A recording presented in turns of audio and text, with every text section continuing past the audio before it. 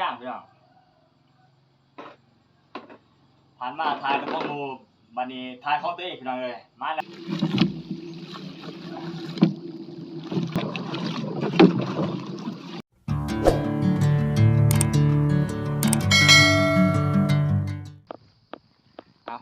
กราบทักทายสบายดีและสวัสดีพ่อแม่พี่น้องมาทุกคนพี่น้องเอ้ย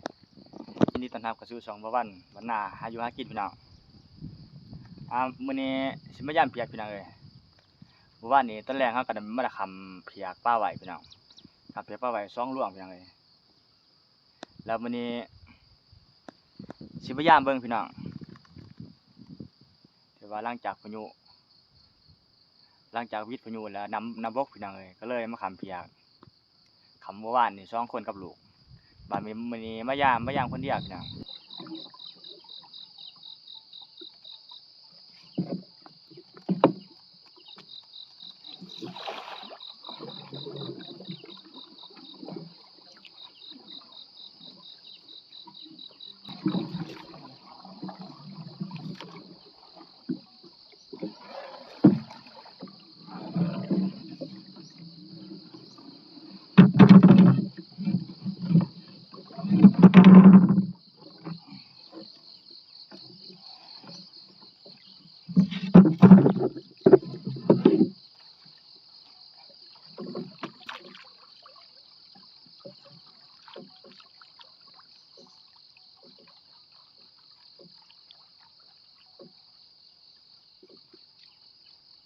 ว่านี่มาคำเปียกน้ำแห้งขนาดพี่น้อง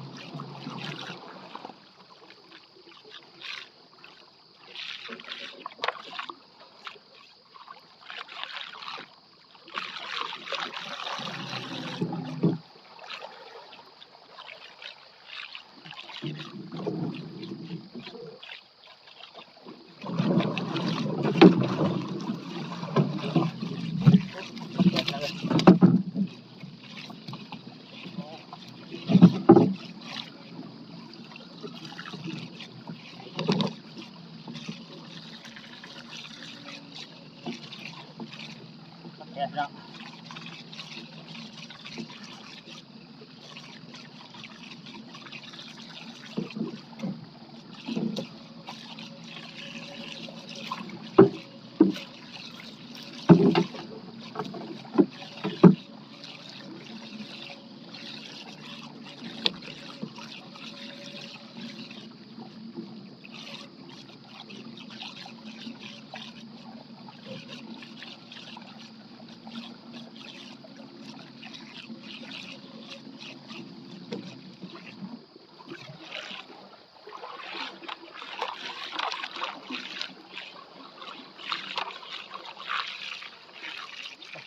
ร้อน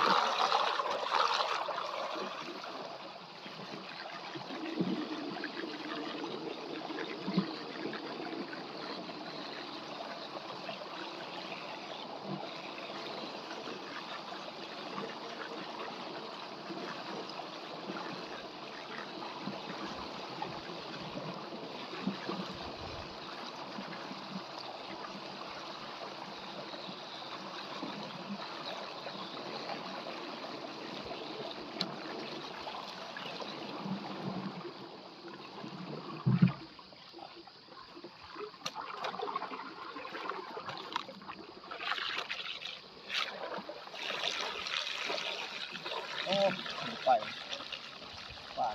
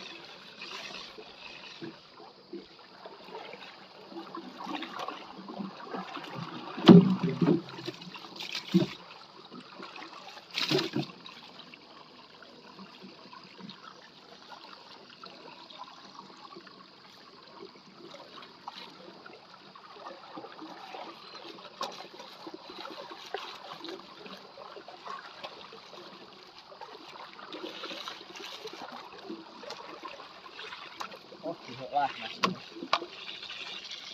การที่เราห่มกัน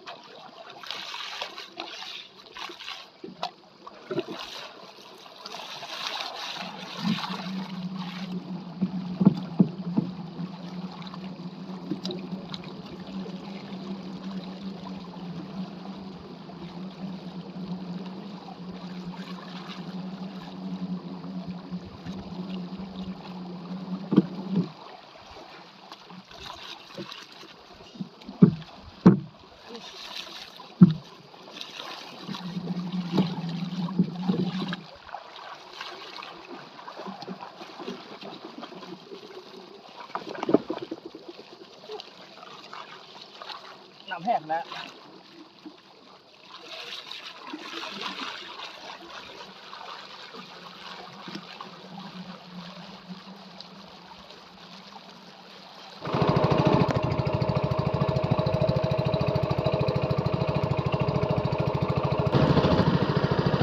ต่ออีกร่วงหนึ่งพี่น้องเพราะว่าฮักขำมีสองร่วงพี่น้องเอ้ยยังอีกร่วงหนึ่งพี่น้อง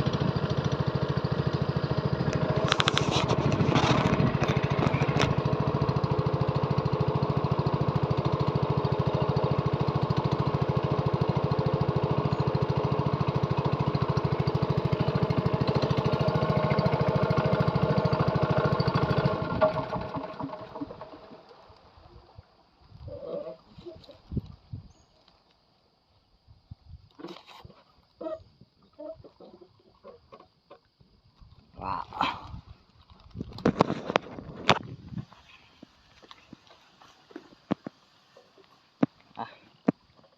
เหมือนผลงานร่วงที่พี่น้องเลยปลาแขกกับปลาย่างพี่น้องมาหลุนร่วงที่ช่องต่อ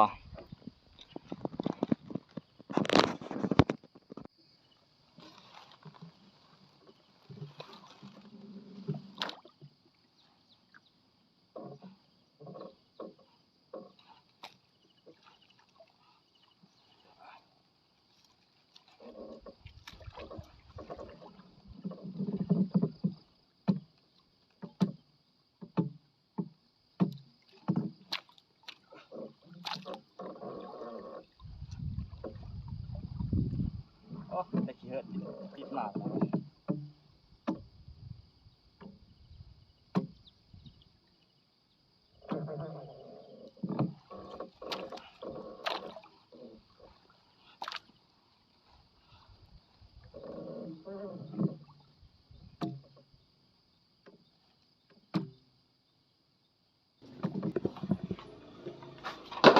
อย่างเลยมานไปปลาแขกตัวนี้ปลาย่างพี่น้องผ่านมาทายกับพวกหมูบันนี้ทายของตัวเองพี่น้องเลยมาแล้วพี่น้องจัดไปสองแต้มเลยปลาแขกกับปลาย่าง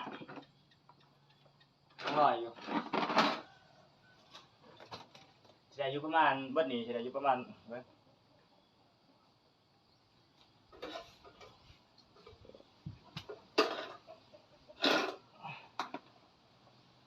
เดี๋ยว